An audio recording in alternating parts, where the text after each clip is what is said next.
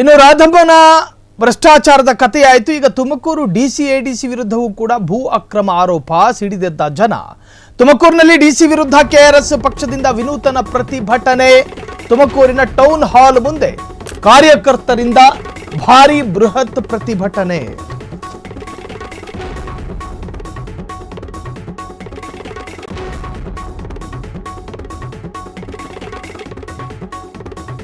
ಶಾಲು ಪೇಟ ತಂದಿದ್ದ ಪ್ರತಿಭಟನಾಕಾರರು ಡಿಸಿ ಕಚೇರಿಗೆ ಹೋಗದಂತೆ ಕಾರ್ಯಕರ್ತರನ್ನ ತಡೆದಂತಹ ಪೊಲೀಸರು,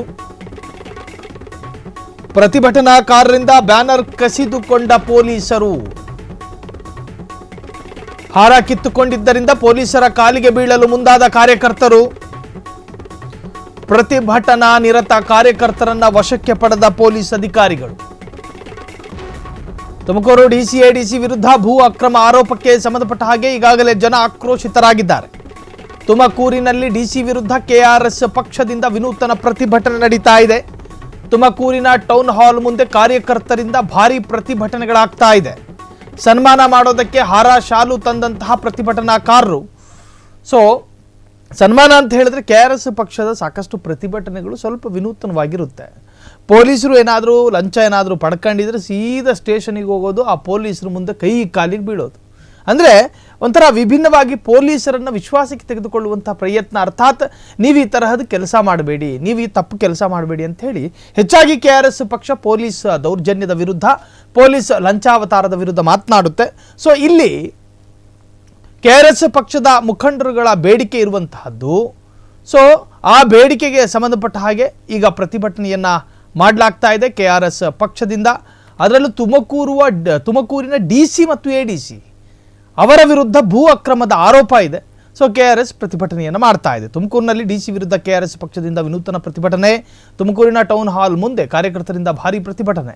ಸನ್ಮಾನ ಮಾಡಲು ಹಾರ ಶಾಲು ಪೇಟ ತಂದಿದ್ದ ಪ್ರತಿಭಟನಾಕಾರರು ಡಿಸಿ ಕಚೇರಿಗೆ ಹೋಗದಂತೆ ಕಾರ್ಯಕರ್ತರನ್ನ ಪೊಲೀಸರು ತಡೆದಿದ್ದಾರೆ. ಪ್ರತಿಭಟನಾಕಾರರಿಂದ ಬ್ಯಾನರ್ ಕಸಿದುಕೊಂಡ ಪೊಲೀಸರು, ಹಾರ ಕಿತ್ತುಕೊಂಡಿದ್ದರಿಂದ ಪೊಲೀಸರ ಕಾಲಿಗೆ ಬೀಳಲು ಮುಂದಾದ ಕಾರ್ಯಕರ್ತರು, ಪ್ರತಿಭಟನಾ ನಿರತ ಕಾರ್ಯಕರ್ತರನ್ನ ವಶಕ್ಕೆ ಪಡೆದಿದ್ದಾರೆ ಈಗಾಗಲೇ ಪೊಲೀಸರು.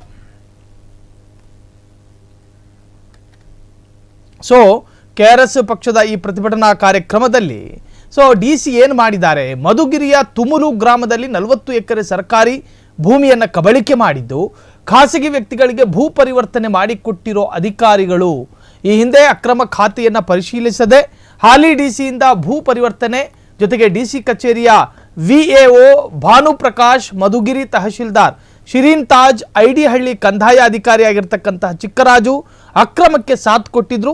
ಡಿಸಿ ಶುಭಾ ಕಲ್ಯಾಣ್, ಎಡಿಸಿ ತಿಪ್ಪೇಸ್ವಾಮಿ ವಜಾಕ್ಕೆ ಆಗ್ರಹ. ಸಾಮಾಜಿಕ ಸಂಘಟನೆಗಳು, ರಾಜಕೀಯ ಪಕ್ಷಗಳಿಂದ ಭಾರಿ ಹೋರಾಟ, ಪ್ರತಿಭಟನೆಗೂ ಕೂಡ ಅವಕಾಶವನ್ನು ಕೊಡದೆ ಎಲ್ಲರನ್ನೂ ಬಂಧಿಸಿದ ಜಿಲ್ಲಾಡಳಿತ.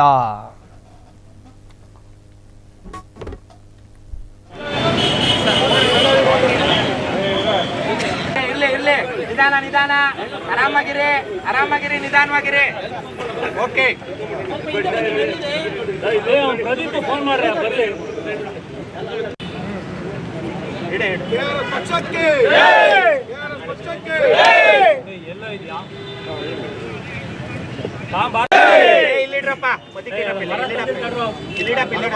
ನೂರ 10 ವರ್ಷ ಬದುಕಂತ ಸ್ವಾಮೀಜಿಯವರು ಕಾಯಕವೇ ಕೈಲಾಸವನ್ನಾಗಿ ರೂಢಿ ಮಾಡಿಕೊಂಡು ಅವರು ದಾಸೋಹವನ್ನ ಎತ್ತಿ ಸಾವಿರ